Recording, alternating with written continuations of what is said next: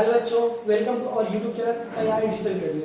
चलिए दोस्तों, हम करना देखिए, जैसे आप यहाँ पे देख रहे होंगे, इसमें लिखा है कि विश्वास स्पंदन सत्र क्या है, तैयारी डिजिटल अकेडमी, जो हमारी ऑफलाइन कोचिंग भी चल रही है और ऑनलाइन भी चल रही है। यहाँ क्या हाई स्कूल इंटरमीडिएट का पूरा कोर्स करवाया जाता है। साथ ही साथ आप यहाँ पे देख सकते हैं कि अलग से भी कुछ कोर्स करवाया जाता है। जैसे आप देख सकते हैं यहाँ पे एसएससी, ये आर्मी गिरी दिया, एसएससी जीडी, एसएससी एमटीएस और यूपीपी कांस्टेबल आदि के कोर्स भी करवाए जाते हैं। और यहाँ पे क्या है, आपको पीडीएफ वगैरह भी प्रोवाइड किए जाते हैं।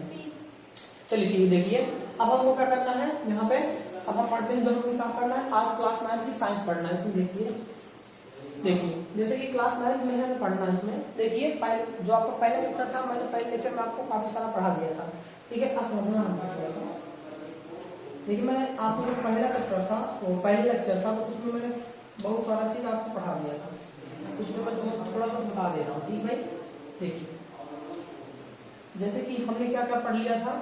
पिछली बार हमने पढ़ लिया था कि जो भौतिक राशि होती है वो क्या होती है। क्या पढ़े थे? भौतिक राशि, जो ये भौतिक राशि है इसे कहते हैं, उसको हमने पढ़ लिया था।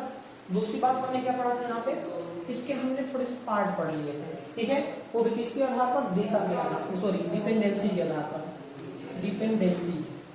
डिपेंडेंसी का मतलब यहाँ पे है निर्भरता के आधार पर। किसके आधार पर? निर्भरता के आधार पर। मैंने इसके दो पार्ट आपको बताए थे, जिसमें से एक आपका था मूल राशि। क्या था? मूल राशि। और दूसरा आपका क्या था? व्युत्पन्न राशि। ठीक है, इतना मैंने पढ़ा दिया था। इनके बारे में मैंने कई सारी बातें की थी, बहुत सारा बार मतलब इनके बारे में बता दिया था। ठीक है, मूल राशि कितनी होगी? 7 होगी, उनको मैंने बता दिया था। व्युत्पन्न राशि मतलब वही सारी आपको मतलब बहुत सारी होती है। ठीक है, तो इनके बारे में मैंने बताया था, जैसे में कि कौन कौन सी आपकी व्युत्पन्न राशि है। ठीक है, इसके बाद मैंने थोड़ा सा इसको और आगे बढ़ाकर पढ़ाया था। इसमें मैंने थोड़ा सदिश राशि और अदिश राशि के बारे में भी पढ़ा दिया था। ठीक है, किसके बारे में? सदिश राशि और अदिश राशि के बारे में। सदिश राशि, ठीक है, पहला। और एक दूसरा पार्ट में बना दिया था अदिश राशि। इनके बारे में मैंने बता दिया था। तो अब मैं क्या करता हूँ, थोड़ा सा एक बार आपको रिवाइज करवा देता हूँ कि जो मूल राशि होती है, मूल राशि किसे कहती है? कहते हैं ऐसे भौतिक राशि या ऐसी भौतिक राशियां जो किसी अन्य राशि पर निर्भर नहीं रहती, मतलब वो सेल्फ डिपेंड होती है, उन्हें हम क्या कहते हैं? मूल राशि कहते हैं। इसको इंग्लिश में क्या बोलते हैं? फंडामेंटल क्वांटिटी बोलते हैं। ठीक है, ये कितनी होती है? 7 होती है। जैसे आपका द्रव्यमान, समय, क्या होगा? द्रव्यमान हो गया, समय हो गया, लंबाई हो गई, द्रव्यमान, समय, लंबाई, फिर ताप, विद्युत धारा, ज्योतिता और पदार्थ की आड़ी मात्रा। इस प्रकार से आपकी 7 कंप्लीट हो जाती है। फिर इसके साथ मूल मात्रक होते हैं। मूल मात्रक किसे कहते हैं? ऐसे मात्रक जिनका प्रयोग मूल राशियों को मापने के लिए किया जाता है, उसे क्या कहते हैं? मूल मात्रक कहते हैं। क्लियर? चलिए, इसके बाद आगे क्या था? व्युत्पन्न राशि। व्युत्पन्न राशि क्या होती है? वे भौतिक राशियां जो मूल राशियों पर निर्भर रहती है, या हम कह सकते हैं वे भौतिक राशियां जो किसी अन्य राशियों पर डिपेंड करती है, निर्भर रहती है, उन्हें हम क्या कहते हैं? उन्हें व्युत्पन्न राशि कहते हैं। इसको इंग्लिश में बोलते हैं डिराइव्ड क्वांटिटी। क्या बोलते हैं? Derived quantity. इसके मात्रक क्या होते हैं? व्युत्पन्न मात्रक कहते हैं। इस जो मतलब व्युत्पन्न राशियों को मापते हैं उनको क्या कहते हैं? व्युत्पन्न मात्रक कहते हैं। उसको इंग्लिश में कहा जाता है डिराइव्ड यूनिट। अब पूछ लेता है कि भाई व्युत्पन्न मात्रक की परिभाषा बताओ, तो इसमें हम लिख सकते हैं, कह सकते हैं कि ऐसे मात्रक जिनका प्रयोग व्युत्पन्न राशियों को मापने के लिए प्रयोग किया जाता है, उन्हें क्या कहते हैं? व्युत्पन्न राशि कहते हैं। या दूसरी तरह से आप ये कह सकते हैं कि ऐसे मात्रक जो मूल मात्रकों पर निर्भर रहती हैं, मतलब रहते हैं, उन्हें क्या कहते हैं? व्युत्पन्न मात्रक कहते हैं। अब देखते हैं हमको क्या पढ़ना है। जैसे कि मैं इसको इरेज करता हूँ। ठीक है, ये मैंने अभी समझा दिया आपको क्या है। आप थोड़ी सी बात कर लेते हैं सदिश और अदिश के लिए। तो मैं यहाँ पे एक काम करता हूँ, लिखवा देता हूँ सदिश और अदिश। एक पेज ऐड करके देखिए, आपको मैं यहाँ पे लिखवा दे रहा हूँ सदिश राशि। क्या? सदिश राशि किसको कहते हैं? सदिश राशि इसको इंग्लिश में बोलते हैं वेक्टर क्वांटिटी। क्या बोलते हैं? Vector quantity. ठीक है, अब देखिए वेक्टर क्वांटिटी में हम पढ़ते हैं थोड़ा सा। ठीक है, तो ऐसी भौतिक राशियां,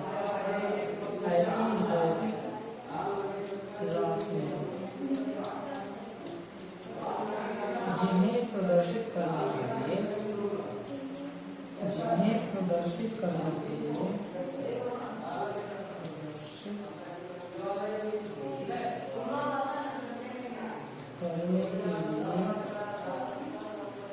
क्या होता है, दिशा परिमाण के साथ साथ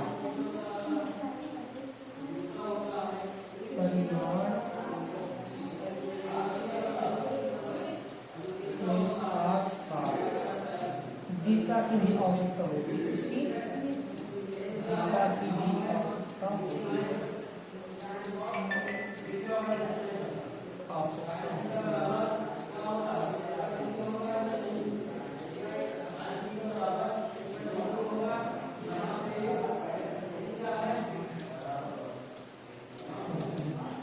उन्हें क्या कहते हैं, उन्हें सदिश राशि कहते हैं। क्या कहते हैं भाई, सदिश राशि। इंग्लिश में क्या बोलते हैं, वेक्टर क्वांटिटी, सदिश राशि।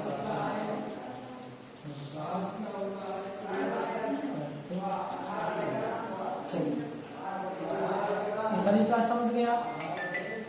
इसमें थोड़ा सा और आपको बता दूं, देखिए इसमें एक बात समझना है कि जैसे हमने ऐसे लिख दिया, मान लो जैसे किसी भी राशि को हम रिप्रेजेंट करते हैं, मतलब प्रदर्शित करते हैं, तो जैसे हम कुछ में लिखना होता है तो आप कैसे पहचानेंगे कि ये सदिश राशि या अदिश राशि। इसके लिए क्या हुआ करता है, जो सदिश राशियाँ होती हैं, जो मतलब जो उनका प्रदर्शित चिन्ह होता है, जैसे मान लो आपका वेग है, क्या है, वेग है, तो वेग को मुझे प्रदर्शित करना है तो हम वेग को v से प्रदर्शित करते हैं, किसे, v से प्रदर्शित करते हैं, v से प्रदर्शित करते हैं।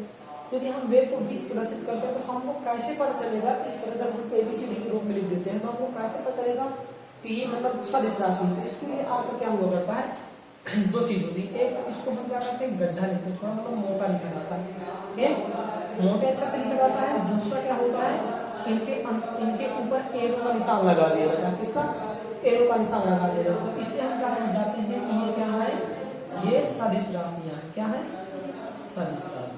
बात समझ में आ गई, ठीक है। ये आपको क्या है, रिप्रेजेंट करने के लिए, प्रदर्शित करने के लिए हम किया जाता है। इसके बाद थोड़ा सा बता रहा हूँ, जैसे बता रहा हूँ, जैसे जैसे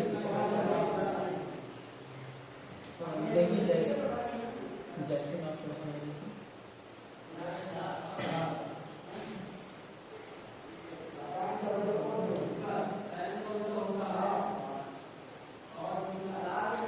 देखिए, जैसे आप समझिए, जैसे में देखते हैं, देखिए जैसे आपका क्या है, विस्थापन है, क्या है, विस्थापन, वेग, और क्या है, संवेग, बल, त्वरण आदि, ये सब क्या है, ये क्या है, ये सदिश राशि। क्या भाई, सदिश राशि। अब हम पढ़ते हैं अदिश राशि किसे कहते हैं। क्या पढ़ना भाई, अदिश राशि किसे कहते हैं, बस को ध्यान लगा दिया जाए।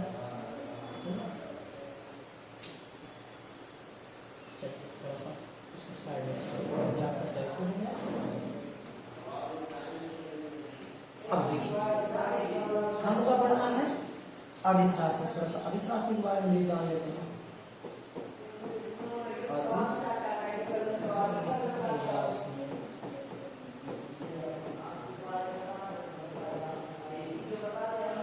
अदिश राशि किसे कहते हैं, देखिए इसको हम क्या बोलते हैं, स्केलर क्वांटिटी। इसको क्या बोलते हैं, स्केलर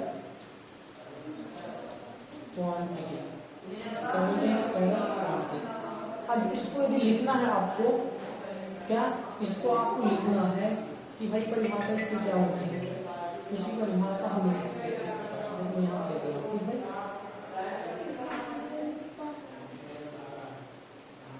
समझिए आप,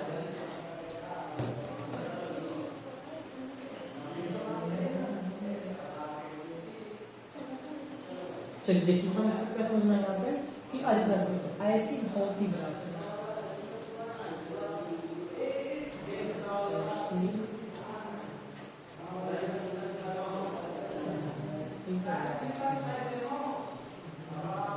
जिन्हें प्रदर्शित करने के लिए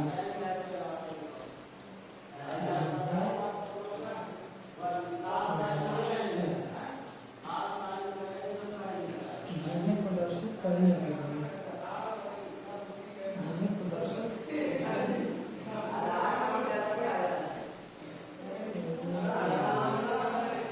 इन्हें प्रदर्शित करने के लिए केवल परिमाण की आवश्यकता होती है, केवल परिमाण की आवश्यकता होती है।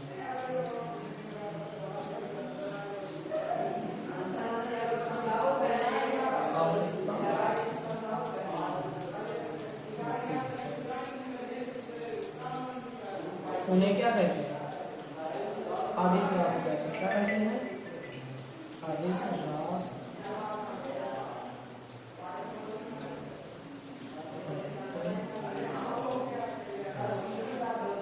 ये बात समझ आ गई?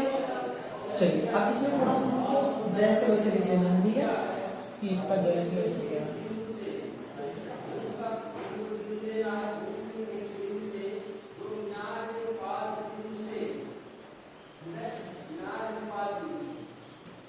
तो इसमें जैसे कौन सा समझ लेते हैं?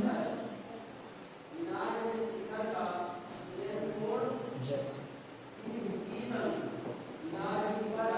तो इसका जैसे क्या होता है? देखिए आपका जैसे क्या हो गया? दूरी, कार, चार, दूरी, कार, चार, ऊर्जा,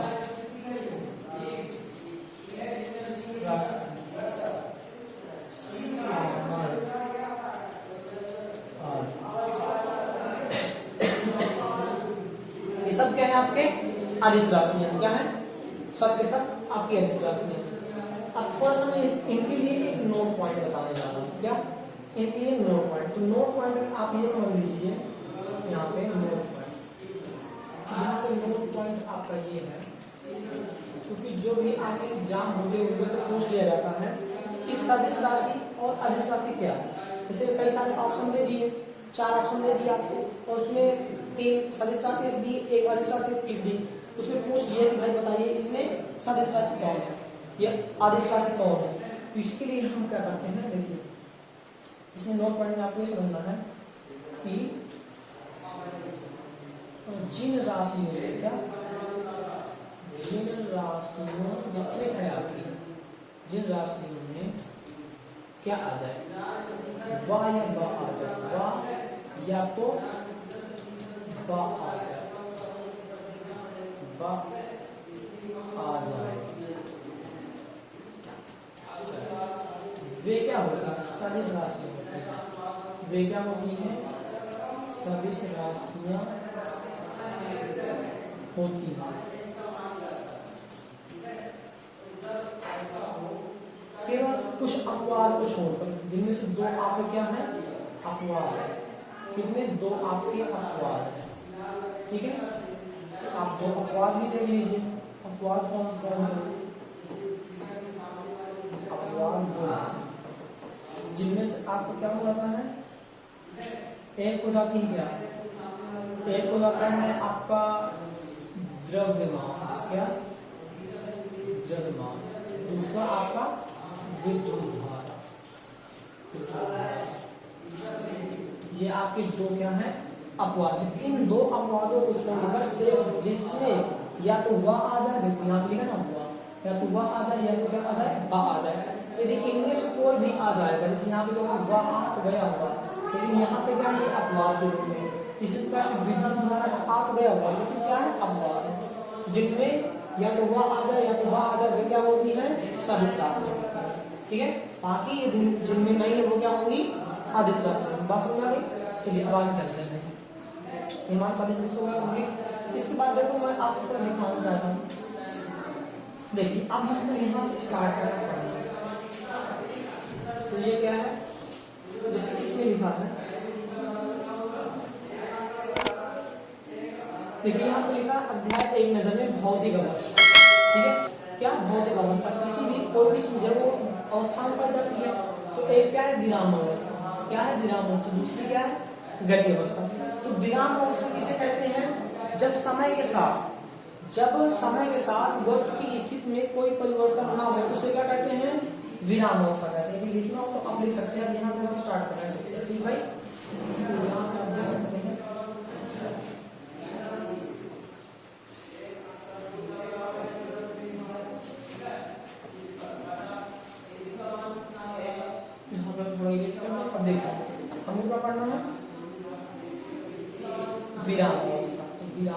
से समझिए विराम अवस्था।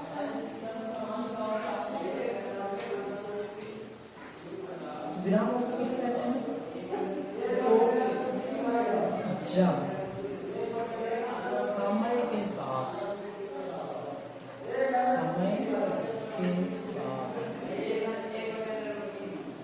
साथ कह सकते हैं, समय के सापेक्ष कह सकते हैं, ठीक है। आपको जिस प्रकार से अच्छा लगे उसको लिख सकते हैं। जब समय के साथ या समय के सापेक्ष वस्तु की स्थिति में, वस्तु की स्थिति में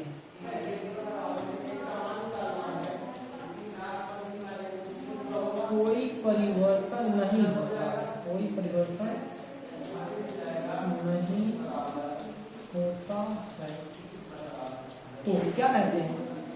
तो उस स्थिति को, तो उसे कह सकते हैं, तो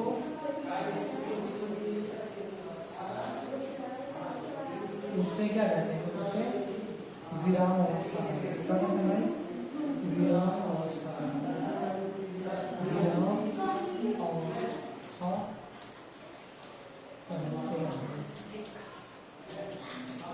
जैसे भी हम जैसे भी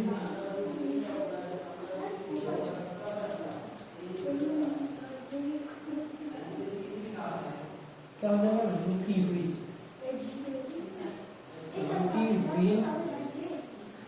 रेलगाड़ी, आप ये भी कर सकते हैं रुकी हुई बस,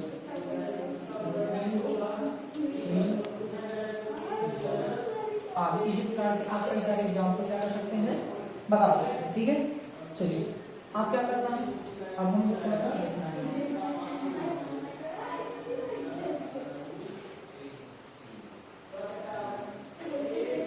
हमारा क्या होगा,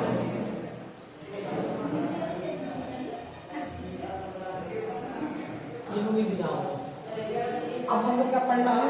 अब हम देख लेंगे गति अवस्था के बारे में। इसके बाद गति अवस्था, गतिज अवस्था, गतिज अवस्था, इसको हम मोशन कहते हैं, मोशन स्टेट।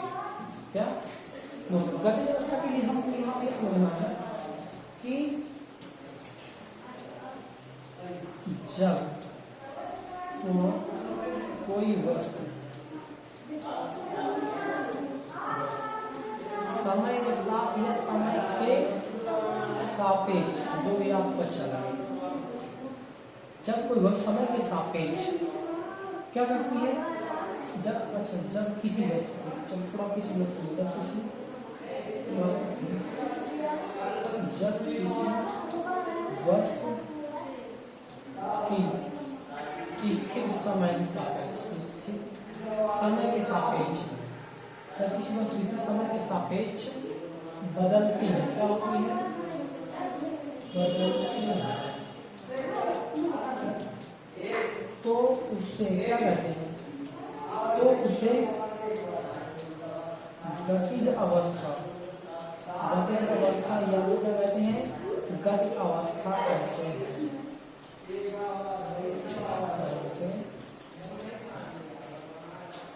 ये बात समझ आ गई होगी। देखो मैंने कहा जब समय के सापेक्ष वस्तु की स्थिति में कोई परिवर्तन नहीं होता है उसे क्या कहते हैं?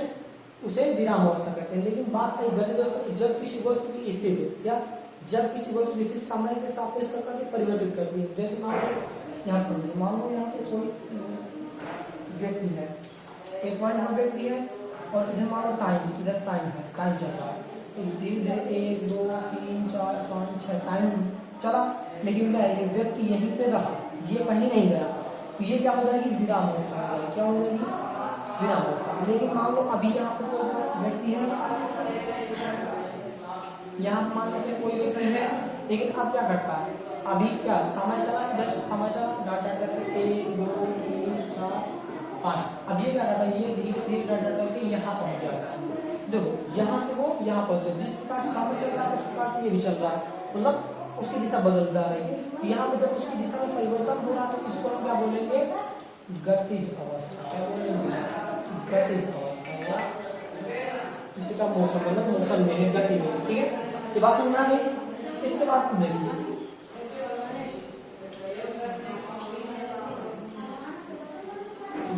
आप देख रहे होंगे कि विराम अवस्था की कोई भी पार्ट नहीं है। क्या भाई विराम अवस्था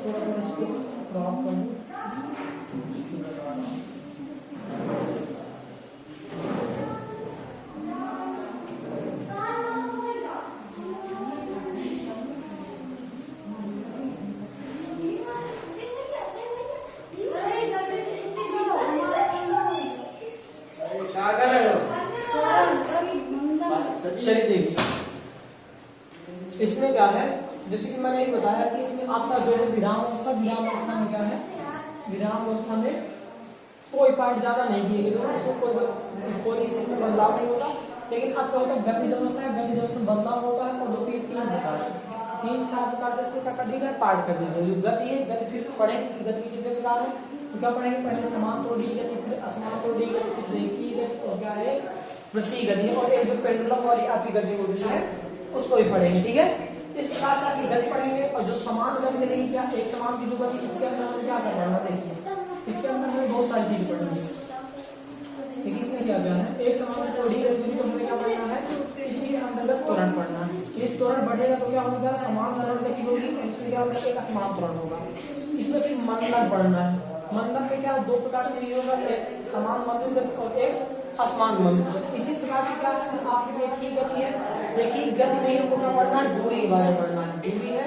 और फिर इसमें क्या पढ़ना है, इसी के अंतर जो आपका समय और दूरी के बीच जो संबंध होगा, उसमें क्या आएगा, एक आपका चाल आ जाएगा, उसको चाल को पढ़ना है। फिर इसके बाद जो आपकी गति में आपको विस्थापन पढ़ना है, विस्थापन के बाद क्या पढ़ना है, वेग पढ़ना। इस प्रकार से हमको आगे चलकर करना है, पढ़ना है। तो जो इसकी क्लास में अगले लेक्चर में मिलेगा, तो आपको जो है बेसिक का मैंने पूरा कंप्लीट करवा दिया है। अब जो भी अगली क्लास आएगी हमारे पार्ट 3 आएगी, उसमें क्या होगा, उसमें आप हम बहुत सीधा आगे बढ़ेंगे।